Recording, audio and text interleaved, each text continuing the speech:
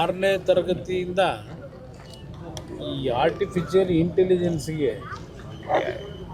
ಕಲಿಸ್ತಕ್ಕಂಥದ್ದಕ್ಕೆ ಒತ್ತು ಕೊಡ್ತಾರಂತೆ. ಆರ್ಟಿಫಿಷಿಯಲ್ ಇಂಟೆಲಿಜೆನ್ಸ್ಗೆ 6ನೇ ತರಗತಿಯಿಂದ.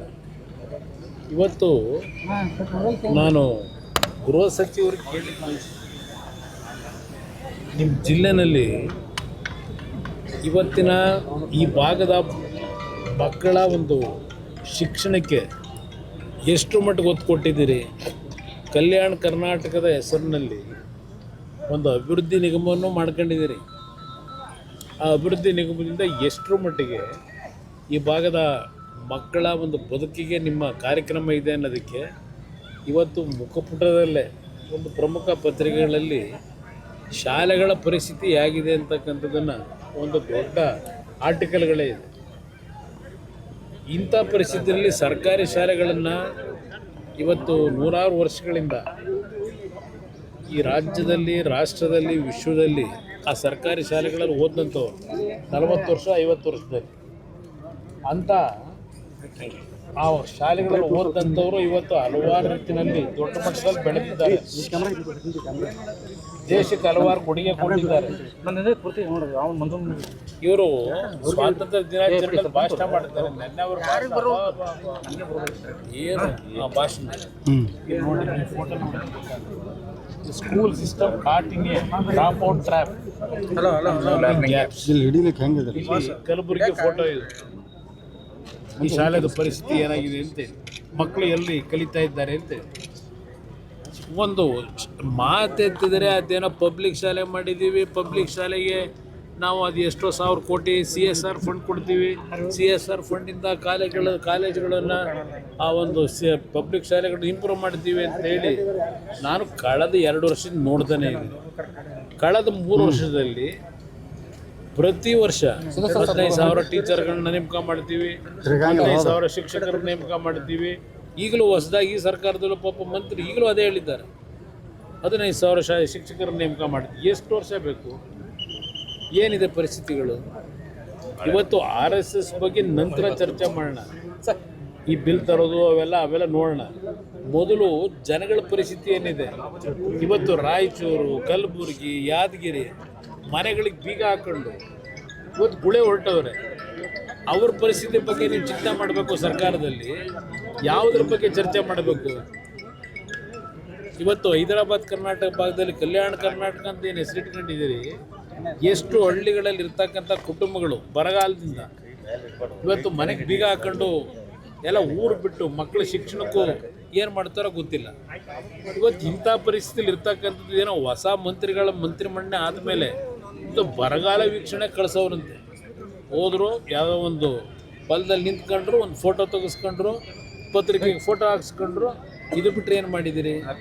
ಇವತ್ತು ನಿಮ್ಮ ಪಕ್ಕದ ಜಿಲ್ಲೆ ಕೊಪ್ಪಳದ ಜಿಲ್ಲಾ ಸಚಿವರು ನೆನ್ನೆ ಭಾಷಣದಲ್ಲಿ ಏನು ಹೇಳಿದ್ರೆ, ಒಂದೊಂದು ಜಿಲ್ಲೆಗೆ 500 ಕೋಟಿ ಬೇಕಂತ. ಈಗ ಬರಗಾಲದ ಪರಿಸ್ಥಿತಿಗಳನ್ನ ಸರಿಪಡಿಸ್ಲಿಕ್ಕೆ 500 ಕೋಟಿ ಬೇಕು ಅಂತ ಹೇಳಿ ಆ ಮಂತ್ರಿ ಹೇಳಿಕೆ ಕೊಡ್ತಾರೆ.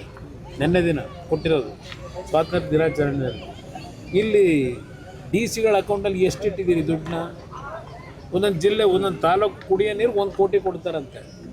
ಇವ್ರು ಕೇಳ್ತಾವ್ರೆ ಒಂದೊಂದು ಜಿಲ್ಲೆಗೆ 500 ಕೋಟಿ ಬೇಕು ಅಂತ ಹೇಳಿ ನಿಮ್ಮ ಬಸವರಾಜ ರಾಯರೆಡ್ಡಿ ಅವರು. ಇಂಥ ಪರಿಸ್ಥಿತಿನಲ್ಲಿ ಇದ್ಯಾವುದೋ RSS ಬಿಲ್ ಅಂತೆ, ಇನ್ನೊಂದು ಬಿಲ್, ಏನು ಪುರುಷಾರ್ಥ ಸಾಧನೆ ಮಾಡ್ತೀರಿ ಇದರಿಂದ? ಅದರಿಂದ ಏನು ನಿಮಗೆ ತೊಂದರೆ ಆಗಿರೋದೇನು? ನಾನು ಹಲವಾರು ಬಾರಿ ಟೀಕೆ ಮಾಡಿದ್ದೀನಿ. ಇವತ್ತು ನಮಗಿರ್ತಕ್ಕಂಥದ್ದು ರಾಜ್ಯದಲ್ಲಿ ಜನಗಳ ಪರಿಸ್ಥಿತಿ ಏನಿದೆ, ಅದಕ್ಕೆ ನಾವು ಏನು ಕಾರ್ಯಕ್ರಮ ಕೊಡಬೇಕು, ಇದ್ರ ಬಗ್ಗೆ ಚಿಂತೆ ಮಾಡಬೇಕು. ಇದಕ್ಕೆ ನಿಮ್ಮ ಸಮಯ ವ್ಯರ್ಥ ಮಾಡ್ಕೊಂಡು ತಿರುಗ್ತಿರೋ ಅಂತಕ್ಕಂಥದ್ದು ಕೇಳಲಿಕ್ಕೆ ಬಯಸ್ತೀನಿ. ಸರ್, ನಿನ್ನೆ ಒಂದೇ ಮಾತರಂ ಸೋನಿಯಾ ಗಾಂಧಿ ಅವರು ಆ ಒಂದು ಹಾಡಿಗೆ ಅಗೌರವ ತೋರಿಸಿರುವಂತ ವಿಚಾರ. ನಿನ್ನೆ ದಿನ ಅವರು ಕ್ಲಾರಿಫಿಕೇಶನ್ ಕೊಟ್ಕೊಂಡವ್ರೆ. ಅದೇನೋ ಇವರಿಗೆ ಖರ್ಗೆ ಅವರಿಗೆ ಒಂದು ಕುರ್ಚಿ ಹಾಕೋದಕ್ಕೆ ಹೇಳಿದೆ. ನಾನು ಒಂದೇ ಮಾತರಂ ನಿಲ್ಲಿಸಿ ಅಂತ ಹೇಳಲಿಲ್ಲ ಅಂತ ಕ್ಲಾರಿಫಿಕೇಶನ್ ಕೊಟ್ಕೊಂಡವ್ರೆ. ಇವತ್ತು ಈಗಾಗಲೇ ಯಾವ ಒಂದು ಸರ್ಕಾರದಲ್ಲಿ ಪಾರ್ಲಿಮೆಂಟ್ನಲ್ಲೇ ಇವತ್ತೇನು ಅದಕ್ಕೆ ಒಂದೇ ಮಾತರಂಗೆ ಇವತ್ತು ಏನು ಆದ್ಯತೆ ಕೊಡಬೇಕು ಅಂತಕ್ಕಂಥದ್ದು ತೀರ್ಮಾನಗಳಾಗಿದೆ. ಎಲ್ಲರೂ ಅದಕ್ಕೆ ಇವತ್ತು ದೇಶದ ಒಂದು ಭಕ್ತಿಯನ್ನು ತೋರಿಸ್ತಕ್ಕಂಥದ್ದಕ್ಕೆ, ಕಮಿಟ್ಮೆಂಟ್ ತೋರಿಸಲಿಕ್ಕೆ ಇವತ್ತು ಒಂದೇ ಮಾತರಮ್ಮು ನಮ್ಮ ರಾಷ್ಟ್ರಗೀತೆ ಜನಗಣಮನ ಏನಿದೆ ಅದಕ್ಕಿಂತ ಮುಂಚೆನೇ ಆ ಒಂದು ಒಂದೇ ಮಾತರಮ್ಮನ ರಚನೆ ಮಾಡಿರ್ತಕ್ಕಂಥದ್ದು. ಅದು ಏನು ಒಂದೇ ಮಾತರಮ್ಮನ ಆಚರಣೆ ಮಾಡೋದ್ರಿಂದ ದೇಶಕ್ಕೇನು ಸಮಸ್ಯೆ ಇಲ್ಲ, ಅದ್ರ ಬಗ್ಗೆ ಇವತ್ತು ಚರ್ಚೆ ಮಾಡ್ತಕ್ಕಂಥದ್ದು ಕಾಂಗ್ರೆಸ್ನವ್ರಿಗೆ ಅನಾವಶ್ಯಕ ನನ್ನ ಅಭಿಪ್ರಾಯ ಇದೆ. ಇವತ್ತು ಇರ್ತಕ್ಕಂಥದ್ದು ನಮ್ಮ ಸಮಸ್ಯೆಗೆ ಪರಿಹಾರ ಏನು, ರೈತರಿಗೆ ಏನು ಕೊಡ್ರಿ, ರೈತರೇನು ಅನುಭವಿಸ್ತಾ ಇದ್ದಾರೆ, ಪರಿಸ್ಥಿತಿಗಳು ಏನಿದೆ ಇವತ್ತು ರಾಜ್ಯದಲ್ಲಿ, ಅದ್ರ ಬಗ್ಗೆ ಇವತ್ತಿನವರಿಗೆ ಈ ಸರ್ಕಾರದಿಂದ ಏನು ರೈತರಿಗೆ ಆತ್ಮಸ್ಥೈರ್ಯ ತುಂಬತಕ್ಕಂಥ ಕೆಲಸ ಮಾಡಿದ್ದೀರಿ. ಎಷ್ಟು ಸಾವು ಇವತ್ತಾಲೆ ಆತ್ಮಹತ್ಯೆಗಳು ನಡೀತಾ ಇದೆ, ಇದರ ಬಗ್ಗೆ ಏನಾದ್ರು ಮಾಹಿತಿ ಇಟ್ಕೊಂಡಿದ್ದೀರಾ? ಇವತ್ತು ರೈತರ ಆತ್ಮಹತ್ಯೆ ನಡೀತಾ ಇದೆ, ಅವ್ರ ಬದುಕಿನ ಜೊತೆ ಚೆಲ್ಲಾಟ ಆಡ್ತಾ ಇದ್ದೀರಿ, ಇದರ ಬಗ್ಗೆ ಯಾರಿಗೂ ಚಿಂತೆ ಇಲ್ಲ ಇವರಿಗೆ. ಚಾಮರಾಜನಗರದಲ್ಲೂ ಇದು ನಡೀತಾ ಇರ್ತಕ್ಕಂಥ ಪರಿಸ್ಥಿತಿ. ಭೂಮಿ ಕೊಡ್ಲಿಕ್ಕೆ ದುಡ್ಡು ಬರ್ತಾ ಇದೆ ಅಂತ ನಿನ್ನೆ ಕಾಶ್ಯಪ್ ಪ್ರೊಟೆಕ್ಟ್ ಮಾಡ್ಕೊಳ್ಳಿಕ್ಕೆ ನಿಮ್ಗೆ ಎಲ್ಲಿಂದ ಬರ್ತಾ ಇದೆ? ನಿಮಗೆ ಬರ್ತಾ ಇದೆಯಲ್ಲ, ಎಲ್ಲಿಂದ ಬರ್ತಾ ಇದೆ ದುಡ್ಡು? ಏನು ಸಂಪಾದನೆ ಮಾಡಿ ಕಷ್ಟಪಟ್ಟು ದುಡಿಮೆ ಮಾಡಿ ಇವತ್ತೇನು ಬೆವರು ಸುರಿಸಿ ಸಂಪಾದನೆ ಮಾಡ್ತಾ ಇದ್ದೀರಾ? ನಮ್ಮ ಪರಿಸ್ಥಿತಿ ನೋಡ್ರಿ, ಅವ್ರು ನೋಡ್ರಿ ಹೇಗಿದೆ ಅಂದ್ರೆ ನಮ್ಮ ಕಡೆ ಏನಿಲ್ಲ, ಅವ್ರ ಕಡೆ ಜಾಸ್ತಿ ಇದೆ ಅನ್ನೋ ರೀತಿ ಮಾತಾಡಿದ್ರೆ ಸರ್. ಈಗ RSS ಕಳ್ಳ ದುಡ್ಡು ಬಂದಿದೆಯೋ, ಯಾವ ರೀತಿ ಬಂದಿದೆಯೋ ಅದೆಲ್ಲ ತನಿಖೆ ಮಾಡ್ಕೊಳ್ಳಿ, ನಂದೇನು ಅಬ್ಜೆಕ್ಷನ್ ಇಲ್ಲ. ಆದರೆ ನಿಮ್ಮ ಇದನ್ನು ನೋಡ್ಕೊಳ್ಳಿ, ನೀವೆಲ್ಲಿದ್ದೀರಿ ಅಂತ ಹೇಳಿ.